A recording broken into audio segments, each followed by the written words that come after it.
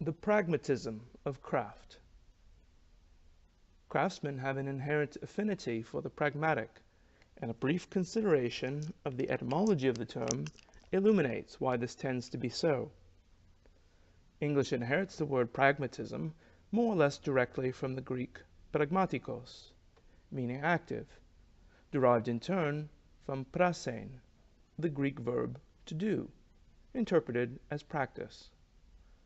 Acting, doing, practicing. Pragmatism could be said to be a philosophy of action and results. The love of knowledge, but of a particular kind, one acquired through experience, that is in turn enriched by observation and contemplation, an experiential knowledge that enables the craftsman to impose reason upon the concrete and material. The pragmatic outlook assures the craftsman full participation in life as an experiential philosopher yielding practical results in the world. Architecture, from a practical craft to a theoretical profession. Since the dawn of human civilization, and continuing for thousands of years, the art of building, otherwise known as architecture, had been a very practical affair. Once again, we are indebted to the ancient Greeks for the very notion of the architect.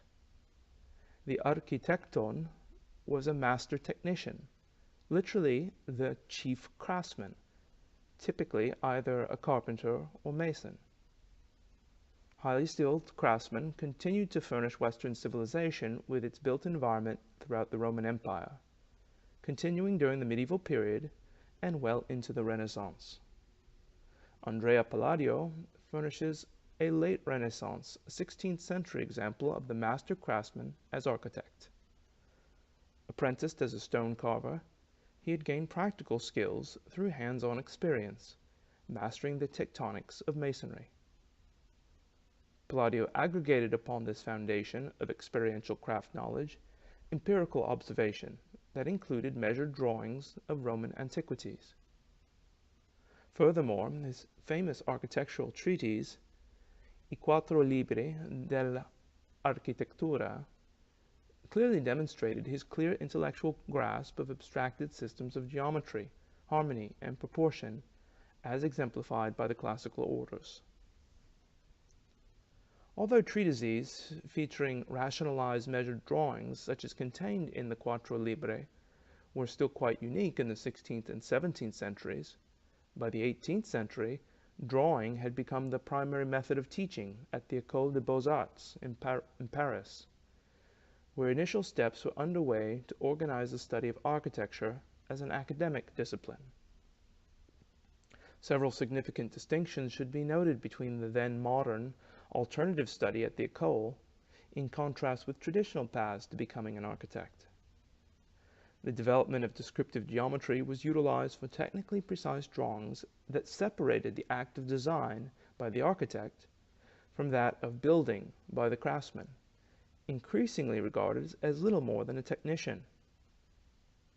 In short order, the rationalized approach to design subsumed the meaning of architecture itself. A drawing on paper could now be considered architecture.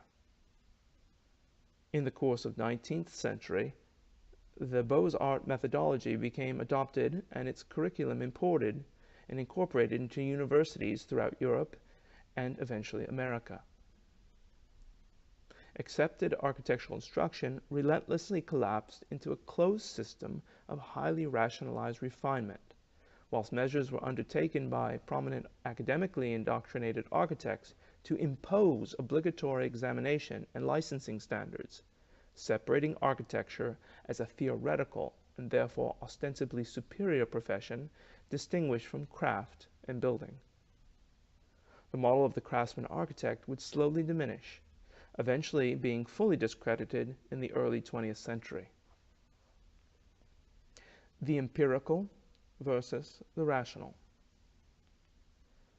There has been an open tension in the world of philosophy, a long-standing yet uneasy commingling of what might be called the rational versus the empirical temperament. Whereas the rationalist tends to favor thinking in terms of ideas, principles, and eternal truths, his empiricist colleague prefers to rely upon statistical data and observable fact. Of course, in practical terms, humans depend both on ideas and observation to get by. Our modern world, for example, is largely a scientific one, as fact-driven and empirical in its temperament as it's ever been. That being said, the disconnect between raw scientific data received and potential meaning depends for resolution upon interpretation, correlation, and generation of new theories, distinctly rational activities that direct subsequent empirical observation. However, this oscillation, commingling, interdependence between empirical and rational modes of thought is largely absent from the contemporary field of architecture as a profession. Instead, architecture has become the largely abstracted, formal, and expressive contribution to what I might otherwise give the name of shelter, be it intended for biological or mechanical use. In so restricting itself to the theoretical, architecture grows ever more separate from the recently formed professional specializations of engineering and building construction that attend to the material, labor resources, and mechanical execution of shelter. As with science, there forms a disconnect. Unlike science, the feedback loops between the professions are not sufficient to achieve resolution and provide our built environment with coherence and substantial meaning. There are prominently two opinions of this account of the state of architecture. The first I would classify as complete denial, the unfounded belief that everything is fine, if not getting better all the time. Secondly, and perhaps more commonly, there is an admission of a serious crisis in architecture, yet clinging to the vain hope that urgently needed reform can set the ship right again. I would contend that the contemporary model generating our built environment is fundamentally flawed, lacks an adequate philosophy, is of a temperament that does not align with people's needs, and will inevitably necessitate complete replacement. The experiential as a pragmatic mean. For the traditional hand craftsman, the feedback loops between his senses of sight, touch, sound, even smell and taste applies to the material objects he's working with and his own internal conception of pattern and design that he imposes upon the materials as introduced through experience and strengthened through repetition. Anyone who's witnessed a master potter at a wheel or a master carver at the bench will remark at the uncanny mastery humans can achieve at direct manipulation of material. Nevertheless, what has been apportioned out as separate and distinct modes in philosophical thought influencing professional practice remain in fact completely integrated in traditional craft practice. I would like to briefly consider one example of how pragmatic, that is to say, experiential thinking, can serve as a mean, a negotiating point of view between the seemingly intractable philosophical modes of empiricism and rationalism. Take, for example, empiricism's consideration of facts, in contrast to rationalism's consideration of principles, whereas pragmatism might focus on behavior. What I'm really introducing are the concepts of truth and truth with a capital T. By facts, what the empiricist claims is observation or discovery of bits of truth, raw data, as it were, that comes from the sensory perceptions of objects that exist in reality. For the empiricist, this is the only truth we can possibly know, and it's admittedly unreliable.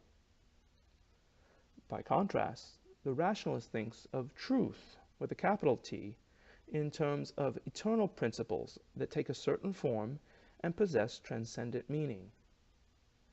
In this sense, even abstract ideas such as beauty or justice are seen as possessing a true, immutable form, and intrinsic meaning as mental or spiritual objects, more true in fact than the shadows of reality we perceive through our senses as interpreted by our consciousness.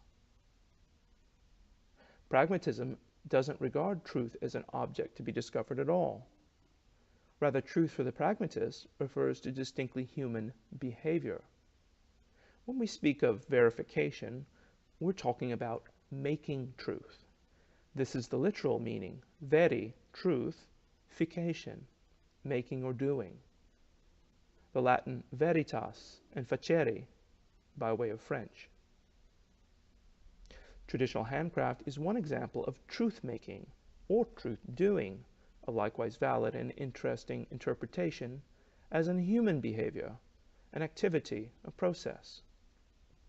This logic can likewise apply to beautification and justification as human activities rather than objects of the physical or psychological world. If some of this sounds familiar, well, that's to be expected. Philosopher William James described pragmatism as a new name for some old ways of thinking. Experience and common sense wisdom have guided much of human activity and has contributed mightily to our ability to grow and thrive. That we have neglected this practical approach to life has only been to our detriment. Below are a few other comparisons, each set meriting further contemplation for the architect, craftsman, and layman alike.